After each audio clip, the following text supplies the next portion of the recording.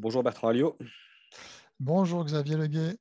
Alors, vous êtes le porte-parole de l'association Action Écologie, vous êtes environnementaliste et vous êtes sur une ligne qu'on peut qualifier de non alarmiste puisque nos lecteurs et auditeurs vous connaissent, vous avez déjà eu l'occasion de passer plusieurs fois chez nous à Bas-les-Masques. Alors, on se pose une petite question là, c'est que le rapport du GIEC est sorti, les prévisions alarmistes du GIEC font les gros titres depuis la publication de ce rapport. Alors, on va en parler, on voudrait avoir votre avis sur cette question, mais est-ce que d'abord on pourrait rappeler ce que c'est que le GIEC exactement?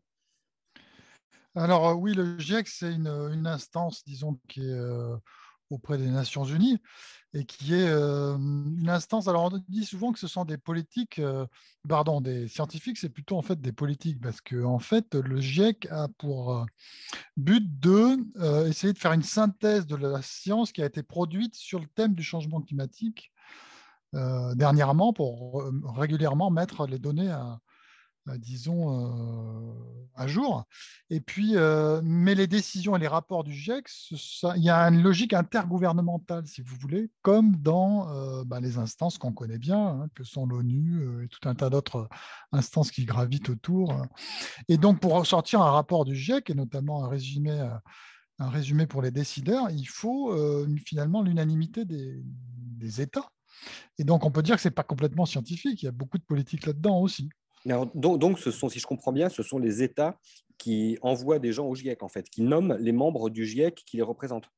Alors là, je vous avouerai que je ne suis pas très au fait comment dire, de comment se passe la nomination des membres du GIEC, mais c'est évident que les États ont une influence.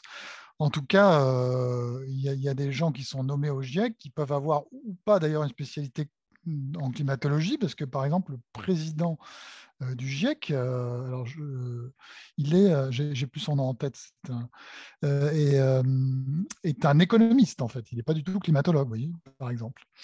Donc on a je ne sais pas quelle est la procédure de nomination, mais en tout cas, il y a des responsables qui sont en charge d'organiser les discussions autour des publications scientifiques qui ont été faites, si vous voulez, mais pas dans l'intérieur du GIEC, mais dans la communauté scientifique internationale de façon classique. Alors justement, ça amène à une autre question. Une fois qu'on a défini ce que c'était que le GIEC, qu'est-ce que c'est qu'un rapport du GIEC exactement? Ah oui, alors d'abord, il y a 3 rapports du GIEC. C'est ça aussi, parce qu'on a toujours l'impression que le GIEC est en train de sortir un rapport. Vous avez remarqué, il y en a eu un d'ailleurs il n'y a pas très longtemps, où j'avais été interrogé également. Et puis il y en a eu un en fin d'année. En fait, il y a 3 rapports du GIEC. Le premier, il fait un espèce de bilan vraiment des connaissances scientifiques autour du climat, du réchauffement climatique. Donc, c'est pas voilà, ils essaient d'étudier les effets simplement sur la climatologie, si vous voulez, sur les précipitations, les températures moyennes terrestres, etc. Vous avez un deuxième rapport qui est sur l'effet sur les écosystèmes, la résilience, etc. Et puis un troisième rapport qui est celui en fait qui a fait l'actualité aujourd'hui, depuis hier en tout cas, c'est le rapport sur la capacité à mettre des mesures en place pour contrôler le changement climatique. Donc c'est celui-ci en fait, c'est les options d'action finalement. Et c'est ce dernier rapport du GIEC qui est sorti hier soir. Alors, ce sont des actions à mettre en place pour essayer de lutter contre la catastrophe annoncée, en fait. Mais avant de parler des solutions qui sont proposées par le GIEC, quel crédit on peut accorder, en fait, aux prévisions du GIEC? Oui, alors c'est là où c'est très difficile. Alors d'abord, moi je pense le rapport du GIEC pour lequel on peut apporter le plus de crédit, c'est le premier rapport qui est sur le climat finalement. Tout le reste, finalement, je ne sais pas si c'est très valable en fait sur les options d'action.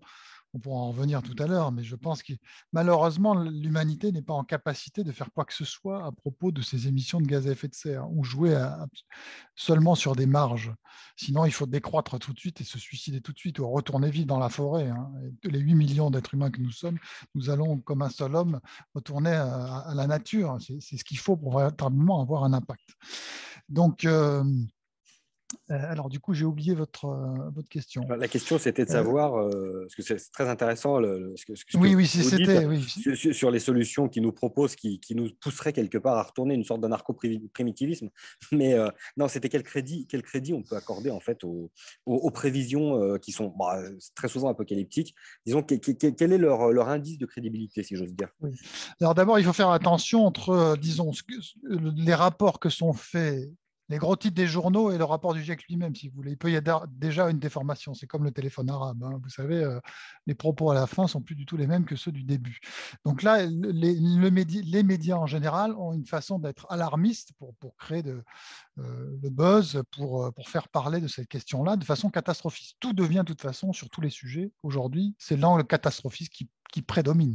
On l'a vu avec les gelées de ces derniers jours, l'épisode de froid n'est même pas passé, qu'on a déjà des bilans catastrophiques dans tous les sens et qu'on n'a pas eu le temps de regarder ce qui s'était passé véritablement. Donc en fait, il y a un problème. On pourrait parler des heures de ce sujet-là. En fait, le problème du GIEC, c'est essayer de créer un consensus en science. Et ça, c'est très particulier. En fait, en science, on ne fabrique pas du consensus. Parfois, il peut émerger, mais si vous voulez, en général, ce sont des batailles rangées entre des hypothèses différentes, où il y a des discussions. Et alors moi, le meilleur moyen que j'ai est-ce qu'on peut faire confiance à ça, si vous voulez, les avis sont tellement divergents que j'ai tendance à essayer de donner des exemples dans l'actualité, notamment sur la crise du Covid, parce qu'il s'est passé exactement le même genre de phénomène, si vous voulez. On a eu aussi, pendant la crise du Covid, des comités scientifiques. Le comité scientifique français, par exemple, pourrait être un équivalent du GIEC, si vous voulez, sur la question climatique, juste pour la France. Alors, ce comité scientifique a-t-il énoncé des vérités? S'est-il trompé dans les projections? Vous voyez, on est toujours sur des zones d'incertitude. Donc, en fait, ce qu'il faut retenir, c'est que sur les projections du futur, surtout quand elles sont très longues, il est très difficile de connaître, en fait, de donner des vérités scientifiques. C'est même impossible, en fait. Il faudra, pour vérifier les hypothèses, qu'on vive assez longtemps. Et donc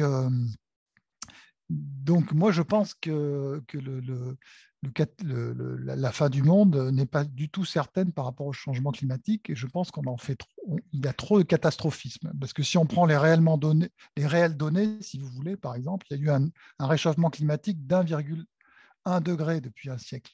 D'accord? Et on nous en annonce un autre de à peu près la même, au minimum 1,5 par exemple. On dit souvent que ce chiffre-là est retenu. Mais depuis un siècle, si vous voulez, il y a eu un réchauffement climatique et la population a augmenté de façon assez spectaculaire quand même. Le niveau de vie a augmenté de façon spectaculaire. Le niveau de vie et l'espérance de vie. Donc, c'est très difficile de faire des prévisions, même si on essaye de faire un résumé de la science et de dire qu'on parle au nom des scientifiques. Voilà. Ce que je voudrais dire aussi, quelque chose, je suis un peu long là, Xavier, mais ça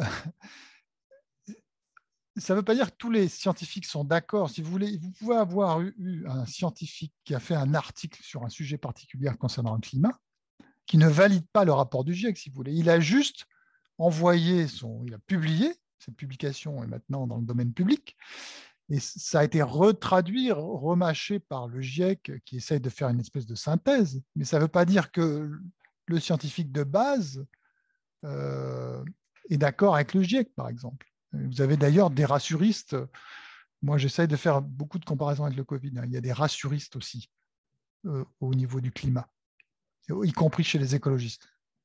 Et c'est vrai que la comparaison est très pertinente. On en avait parlé une fois et on voit des similitudes quand même qui sont très étonnantes entre la façon dont nous est présenté l'apocalypse qui peut résulter d'une épidémie et l'apocalypse qui peut résulter du climat, à ceci près que vous l'avez très bien dit, c'est que beaucoup d'entre nous ne seront pas là pour vérifier si en 2100 les prévisions du GIEC seront correctes, alors qu'avec le Covid, c'était des délais un peu moins longs. Oui, tout à fait. Et justement, pour rester dans la catégorie de l'alarmisme, vous parliez très bien aussi des médias en fait, qui ont fait un petit peu leur chou gras de certains éléments de ce rapport, notamment une phrase qui a été citée par la plupart des médias qui dit « Les décisions que nous prenons aujourd'hui peuvent nous assurer un futur vivable ». Donc, c'est-à-dire qu'en gros, le futur ne serait carrément pas vivable si on ne prend pas les décisions recommandées aujourd'hui. Qu'est-ce que vous en pensez de ça? Quand vous parlez d'apocalypse, ce n'est pas une image. C'est-à-dire que pour eux, pour ces gens, ils sont vraiment des tenants d'une apocalypse qui confine à la fin du monde. Oui, nous sommes là-dedans. Effectivement, il y a deux messages dans ce qui ressort toujours des bilans du GIEC et de la façon dont c'est traité avec les médias, c'est d'une part, l'apocalypse arrive, c'est absolument très grave, et deuxièmement, mais il y a un espoir. Un espoir que nous agit. En fait, notre destin est en notre main. Et c'est là où on voit qu'on rentre dans un récit, effectivement, qui est où on veut faire de l'homme un espèce de héros, finalement, comme si voilà, on pouvait se mobiliser comme ça à l'échelle mondiale, je le rappelle, euh, pour sauver le monde d'un problème qu'on n'a pas bien d'ailleurs défini, mais qu'on croit avoir bien défini. Mais après, c'est voilà, donc on est un peu dans ce monde un peu religieux, parce que ça a un caractère religieux. Ah bah, c'est D'ailleurs, une forme d'eschatologie, oui. oui, et de plus en plus, on entend, moi j'ai entendu dans des médias assez un peu, comment dire, sérieux, des gens ils ramènent tout systématiquement au changement climatique. Vous avez des inondations en Belgique, c'est le changement climatique, mais j'ai entendu même des tremblements de terre et des tsunamis où le changement climatique était responsable. Alors quand il y avait des changements climatiques, des sécheresses, des inondations, avant que l'homme rentre dans la société industrielle, comment étaient expliquées en fait ces catastrophes. Bon, vous voyez, c'est que cette capacité à tout systématiquement, au moindre événement, on l'a vu encore une fois pour les gelées de ces derniers jours, le moindre événement, on le rattache à ce changement climatique, c'est comme lorsqu'on rattachait tout aux déesses, aux dieux, si vous voulez, à un moment donné, il y a plus toujours à la fin de la phrase, c'est on en revient toujours au même, si vous voulez. C'est là où on a l'impression qu'on rentre dans une pensée religieuse, effectivement.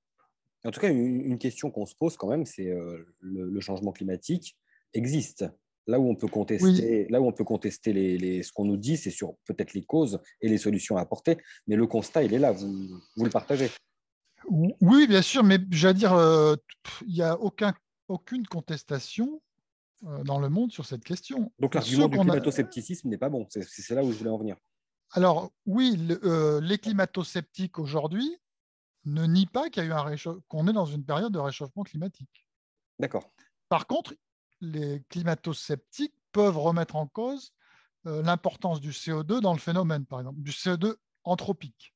Ça, oui, on peut dire que c'est du climato-scepticisme. Mais bon, on ne devrait pas, comment dire, faire de ces questions des questions morales ou rejeter les gens parce qu'ils ne pensent pas comme les autres. C'est simplement, si on est dans un débat scientifique, tout doit être mis sur la table. On doit pouvoir parler de tout, comme dans ce que vous traitez, vous. Enfin, vous avez beaucoup traité sur les affaires de Covid.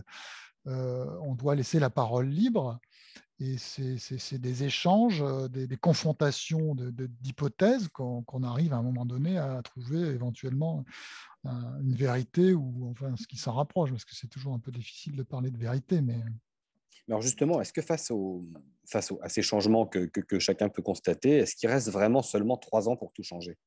Et, et- alors, et si oui, comment on change les choses?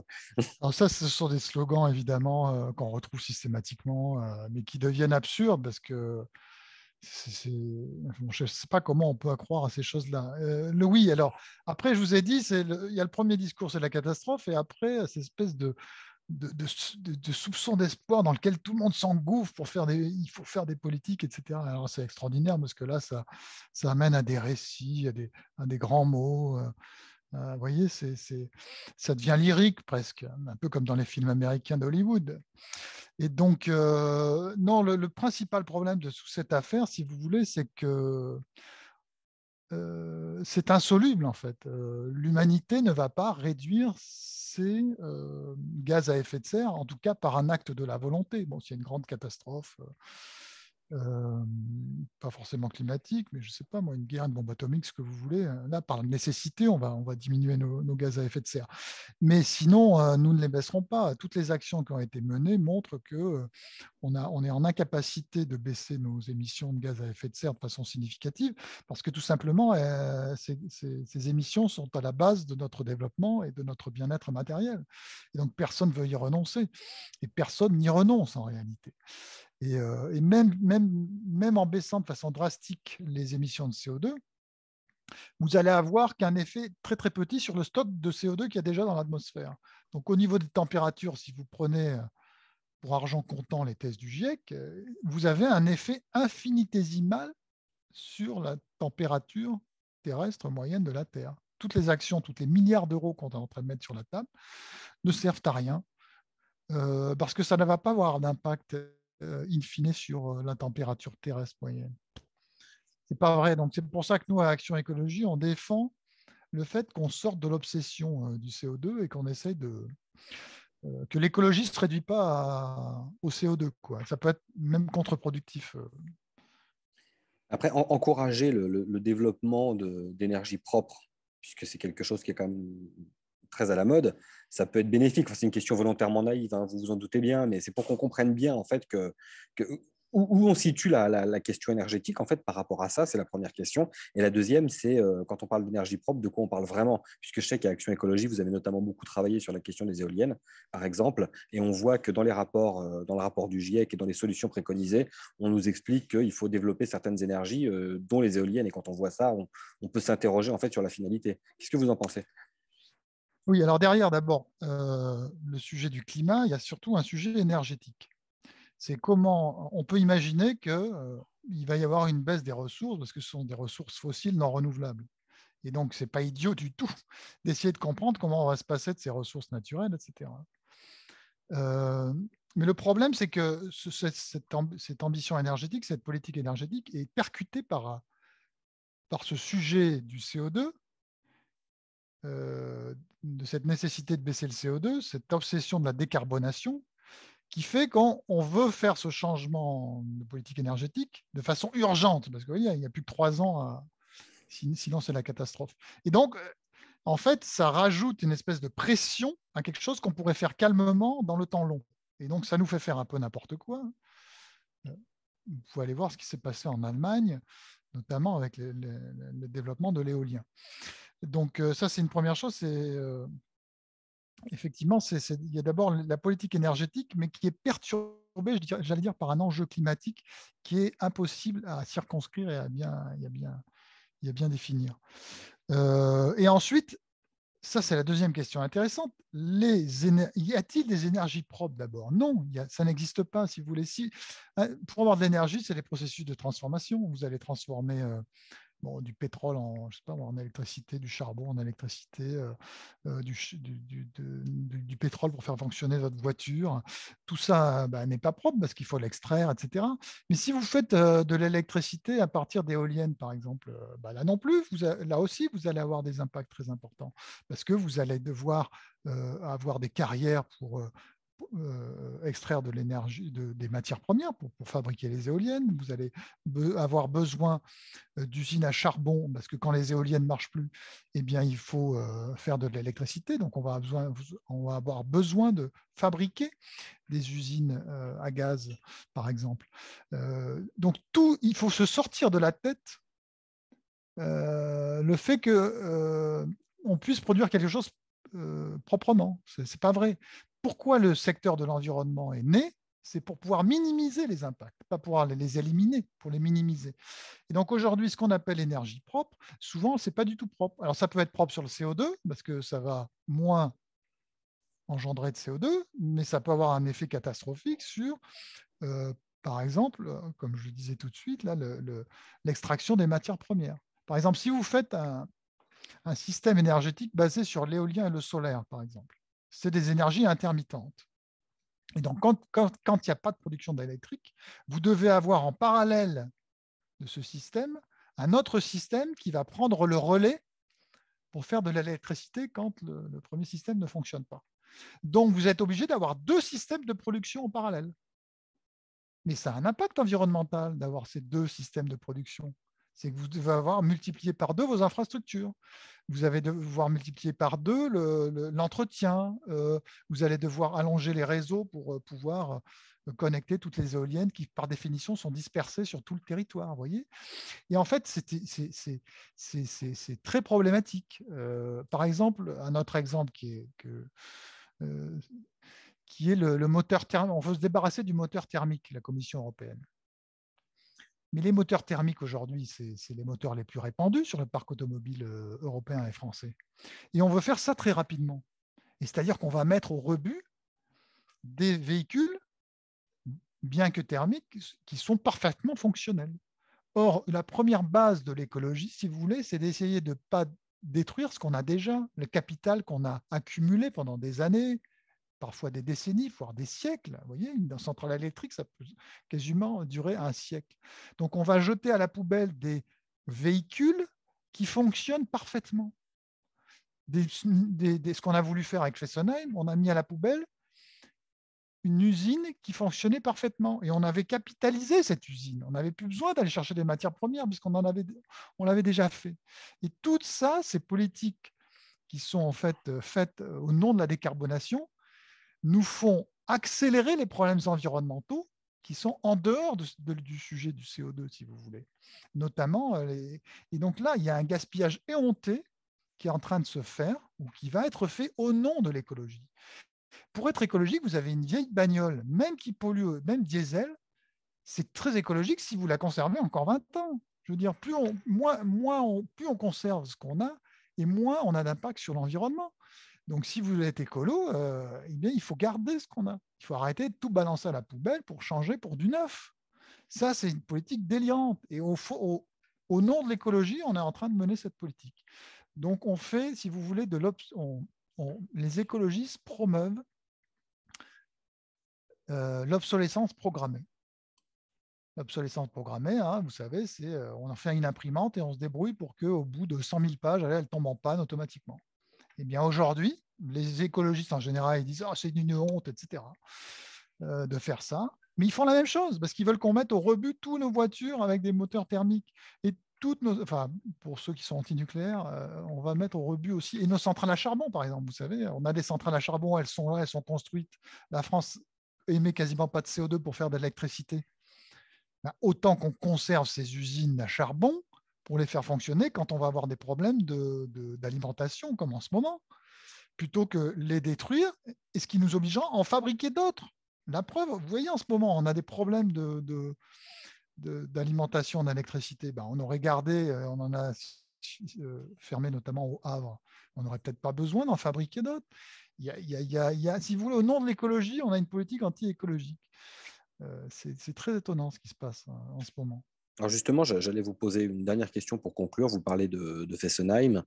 Est-ce que dans le fond, l'énergie nucléaire, vers laquelle tout le monde revient, hein, puisque dans le débat public aujourd'hui, on voit qu'il y a une espèce de consensus qui est en train de se créer autour de la nécessité du nucléaire, est-ce que ce n'est pas la meilleure solution finalement et la solution d'avenir? Alors, c'est une solution pour la France, ça c'est sûr. Enfin, je veux dire, quelle est la situation de la France en 2021, enfin, de notre génération, disons? C'est on nous a légué quelque chose qui fonctionne. C'est 70% d'énergie nucléaire. Ça ne produit pas de CO2. Les risques sont maîtrisés. Les déchets sont traités, enterrés, etc.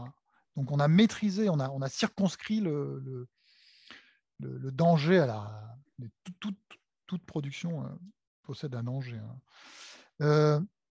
Donc, quand on a un tel leg, on ne va pas tout balancer. Voilà, ce que je veux dire, cet argument que je suis en train de donner est très peu donné, si vous voulez. C'est le fait que quand on a reçu un capital en héritage, on n'a pas besoin d'en fabriquer un tout neuf de toutes pièces. Vous voyez, c'est comme quand vous avez reçu une maison de vos parents, oui, il vaut mieux l'utiliser plutôt qu'en construire une autre à côté. Et cet argument n'est jamais dit à propos du pourquoi on garde le nucléaire. C'est aussi ça, parce qu'on a capitalisé des choses qu'il faut maintenant amener le plus loin possible, parce que c'est une rationalité à la fois économique de les garder, une rationalité aussi environnementale. Ça ne produit pas de CO2 ou très peu. Et deuxièmement, comme on les a reçus en héritage, on n'a pas besoin de les reconstruire, disons, on peut les amener plus loin, les réparer, etc. Mais donc, ça consomme moins de matières premières si on les amène plus loin. Ça, avec de l'hydraulique, etc. L'hydraulique aussi, c'est entre 13 et 15%, je crois, d'électricité en France. Tout ça, c'est des choses qu'il faut qu'on conserve. Et il ne faut pas qu'on... Et encore une fois, si on veut multiplier les ressources éoliennes et solaires, c'est une grande bêtise parce qu'on va devoir avoir beaucoup plus d'infrastructures pour la même production d'électricité, ce qui était un gaspillage écologique incroyable. Merci beaucoup Bertrand Alliot. Merci à vous.